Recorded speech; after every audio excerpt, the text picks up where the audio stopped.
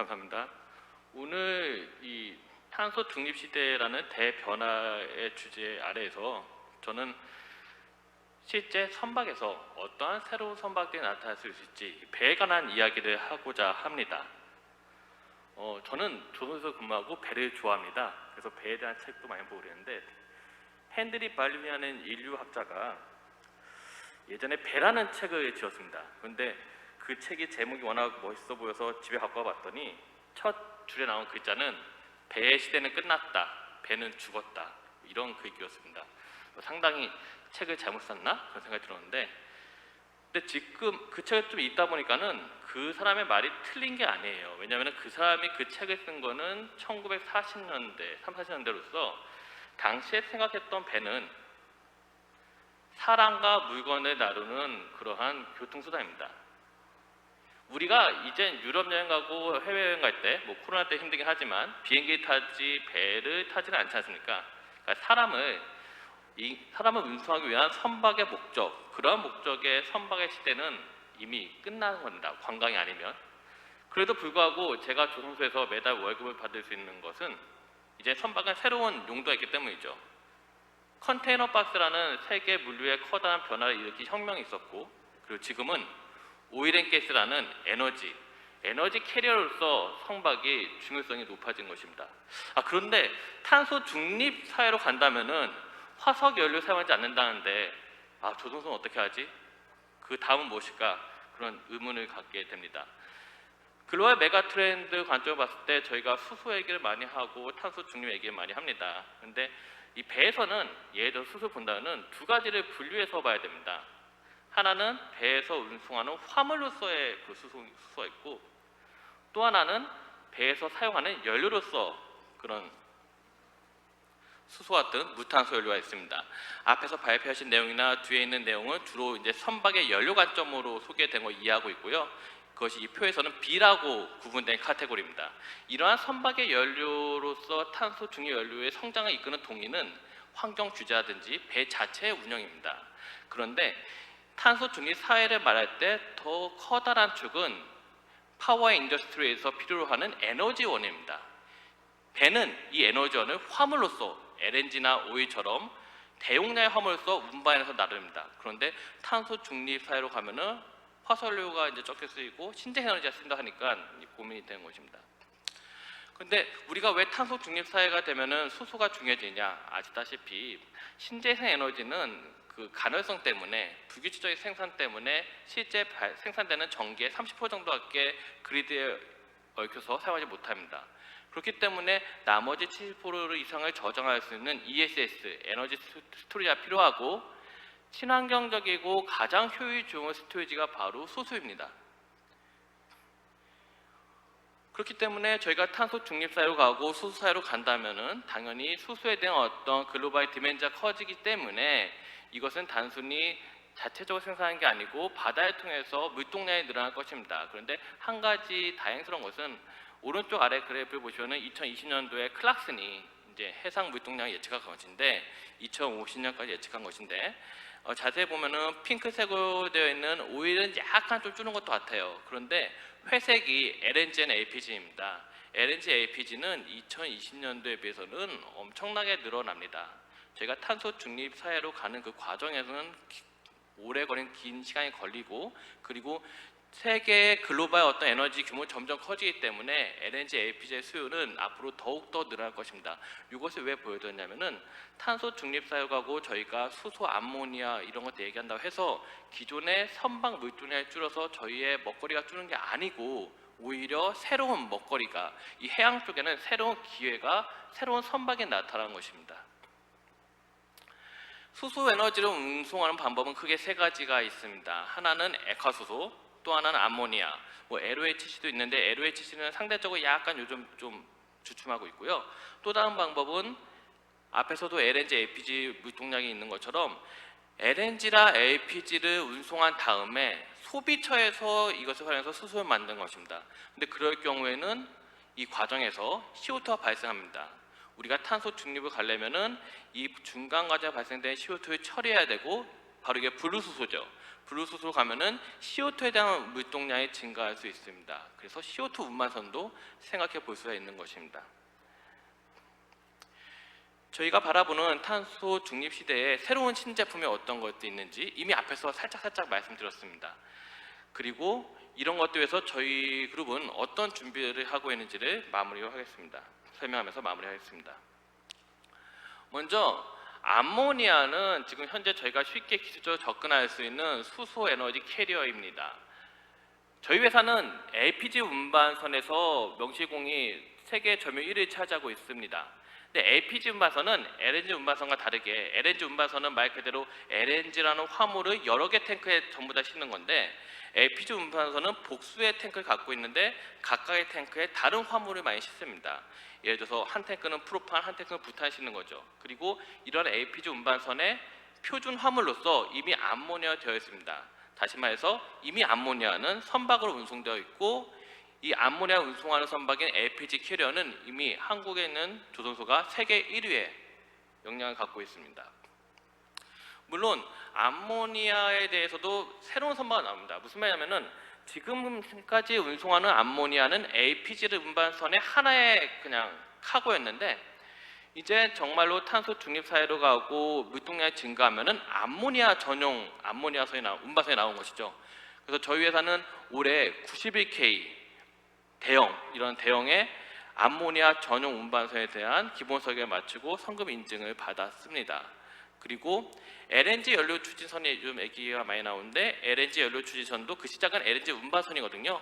메탄올도 마찬가지고 저희가 전망하건대 암모니아도 전용 운반선에 나오면은 암모니아를 연료로 쓰는 그런 추진 선박이 나올 것으로 기대하고 있습니다. 그래서 암모니아 추진 선박에 대한 기술 개발을 저희는 체계적으로 수행하고 있습니다.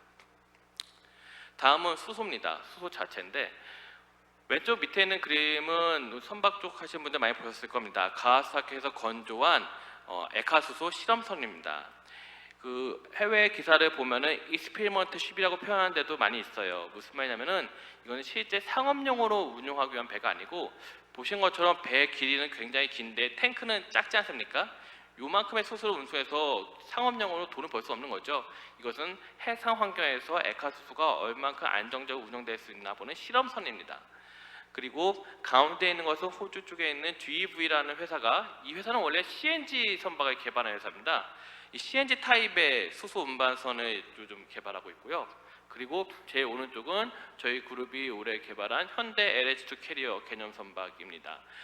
저희가 이런 기술 개발한 것은 아직은 당연히 저희가 상용화된 건 아닙니다. 저희는 체계적으로 로드맵을 짜고 개발하고 있고 그런데 시장에서 에카수소에 대한 우려를 줄이기 위해서 현재 가용한 기술로 이런 개념 선박을 개발했습니다.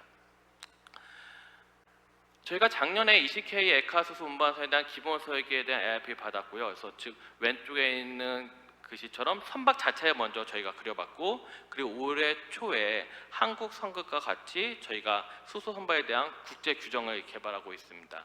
그리고 연료 탱크 그리고 앞에서 말씀드린 이 개념 선박에 포함된 화물 운영 시스템을 올해 개발하였습니다. 그래서 선박, 룰, 그 시스템까지 단계적으로 개발을 진행하고 있습니다.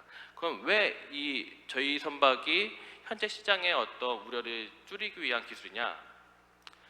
에카소소 운반선에 대해서 가장 많은 우려가 몇 가지인데 그 중에 하나는 에카소소는 굉장히 BOG가 크기 때문에 너무 기술적인 얘기하지만 죄송한데 에카소소는 마이너스 253도로 굉장히 낮은 온도입니다. 그러니까는 증발가스가 많이 발생되고 결론적으로 시장에서는 화물의 20-30%는 버리는 거 아니야 이런 우려가 있습니다. 그리고 이런 우려를 없애기 위해서는 지금은 존재하지 않은 완전히 새로운 제에카 장치라든지 아주 고성능의 그런 화물 탱크가 필요한 거 아니야 그런 생각합니다. 이런 생각을 하는 이유는 저희가 LNG 운반선의 어떤 디자인 컨셉에서 확대했기 때문입니다. LNG 운반선 대형 선박은 상압 탱크를 갖고 있고 제카 장치를 갖고 있습니다. 이 두 가지 시스템을 운용해서 발생되는 BOG 다 버리지 않거든요. 그러다 보니까는 최근에 국내 조선소가 발표한 것도 그렇고 다른 데도 발표한 거 보면은 멤브레인 탱크에 쓰고 제카 장치 쓰다 보니까 이 발생된 BOG 처리하는데 굉장히 많은 비용이 들고 이 비용을 들지 않는다면 화물의 20-30%를 버린다는 겁니다. 이런 어프로치가 당연히 가능한 어프로치고요. 이런 생각하는 게 시장이. 그래서 아까 말씀드린 호주의 GEV사가 CNG 타입을 하는 이유는 250바의 가압 탱크를 만들어서 상온에 탱크 값은 엄청나게 올라가지만 항해 중에 BOG를 벌이지 않는다는 것입니다. 현대 LH2 캐리어의 개념은 간단합니다. 저희는 타입C 탱크의 가압 탱크를 갖고 가고 항해 기간 동안에 대부분의 BOG는 탱크 안에 축적을 합니다. 그리고 축적하고 남는 BOG가 있는데 그 BOG는 저희가 연료전지나 엔진의 연료로 사용합니다. 저희가 이것을 그냥 말로만 하는 게 아니고 실제 현차랑 같이 연료전지 시스템을 개발하고 있고, 그리고 저희는 엔진 사업부가 있습니다. 엔진 사업부에서 이런 LNG와 수소 혼수 이런 기술 개발을 하고 있습니다. 저희 시스템에 대해서 시뮬레이션 해보면은 호주에서 한국까지 수소를 운반하는데 버리는 BOG는 전혀 없습니다. 수치적으로 말씀드리면은 20일 동안에 약 85%의 BOG는 탱크 내 저장되고 한 15%는 연료 사용됩니다. 15% 정도 사용된다는 것은 연료 비용에서 많은 임팩트 주기보다는 기존 LNG 연료에 CO2를 줄인 거기 때문에 선박의 배출가스 측면에서도 긍정적 효과를 줄 것으로 기대합니다. 또 다른 시장의 컨선은 액화수소 운반을 하려면은 운반한 다음에 저장을 어떻게 하지? 인프라가 필요하다는 것입니다. 육상에 또 극저온의 액화수소 탱크가 필요하다는 것입니다. 물론 정말로 우리가 수소 시장이 커지면은 이런 대형 터미널이 필요합니다. 하지만 이게 워낙 비싸기 때문에, 그리고 기술적으로 아직 개발이 덜 됐기 때문에 지금 단계에서 우리가 초기 시작 자체하기가 어렵다는 게 우려 사항인데요.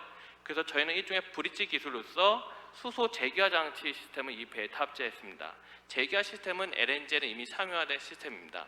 앞에서 제가 그 호주의 GEV 얘기했는데 가운데 있는 배 그림처럼 GEV사는 가압가스를 운송하기 때문에 별도의 인프라가 없어도 여러 곳의 소비처에 수소를 공급할 수 있다고 자기의 장점을 주장합니다. 그런데 이 가압가스의 단점은 운송 효율이 나쁜 거거든요. 액화 대비.